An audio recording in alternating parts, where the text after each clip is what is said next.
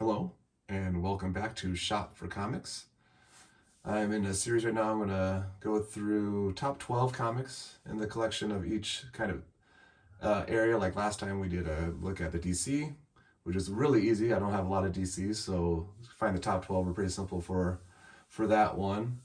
But taking a look at Marvel in general here, it was a little harder to find top 12s.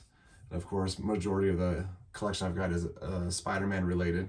So I just looked at anything not Spider-Man related here that's in the PC, and there's still quite a few that got left out, but these were my top 12 in what I consider for my PC. And then also at the end, we'll do a couple shout outs again for the Grow Together movement, started by Gary B, the Casual Comic Guy. I'll shout out him every episode here if I can. Such a great guy, just chill, relaxed, really good for the community to have him. And I'll do a shout out this time between people who have subs of 250 to 750. Last time it was anyone under 250 subs. So I'm going to kind of do a shout out each time with a little bit bigger number for that. So first up in what I've got for my top 12 from the first family of Marvel, Fantastic Four, 66 and 67. Both comics have a little issue with each one, but these two together, I think I got for less than 40, which is, I thought, fantastic back a year or so ago. But a rough comic is better than no comic, or some people say a low grade is better than no grade. But so those two were great for the first appearance of him and Cocoon and that. So Fantastic Four, 66 and 67. Next up is Incredible Hulk, a couple of them from the McFarlane run.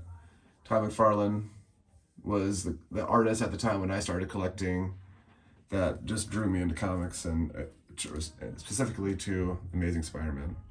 So these two from his run were the Incredible Hulk 344, of course, that his homage to his own Amazing Spider-Man 300. I love that. He just drew the Hulk so like bulky and huge.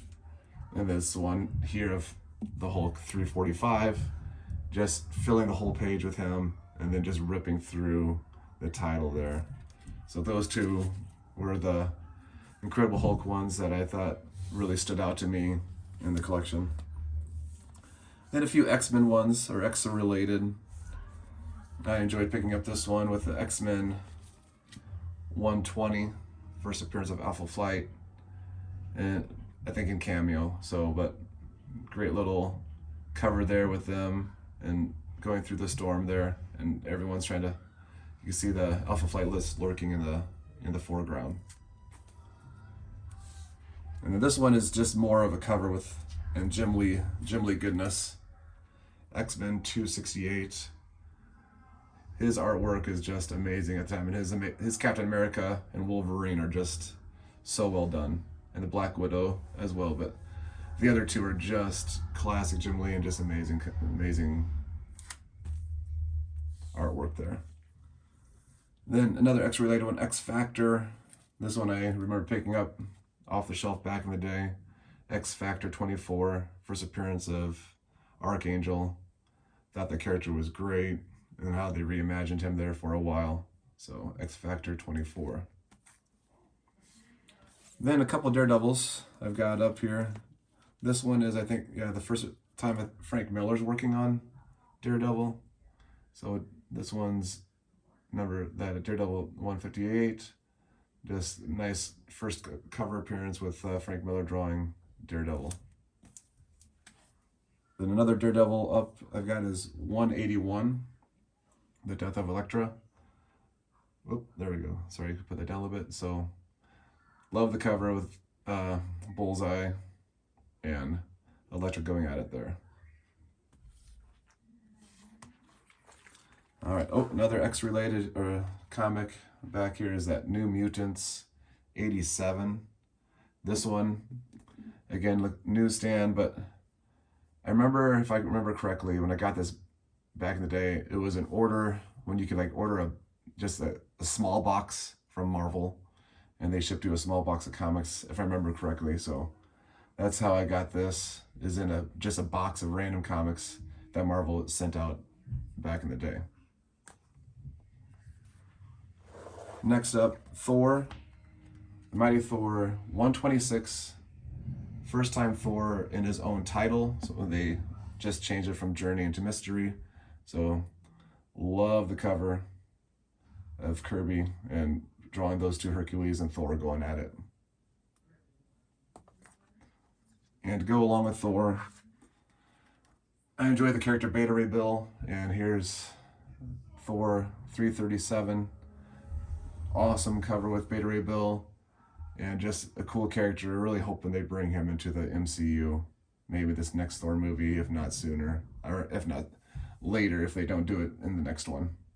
So those are my top 12. Of course, like I said, there's so many. It was hard to narrow that down, but I wanted to keep the videos somewhat short and not go on and on with some of those comics in there.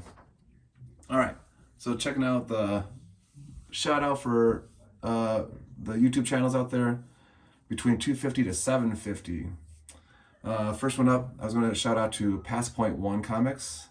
Great channel, a lot of cool comics he shows and some knowledge that he gives us. Another one up, Dee Runk Comics.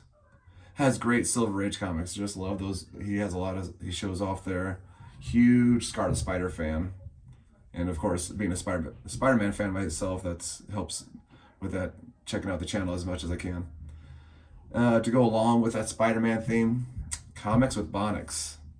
Amazing, amazing Spider-Man collection, as well as Silver Age. Just a ton of Silver Age comics, but love when he shows off his amazing Spider-Man comics on that channel and talks about them.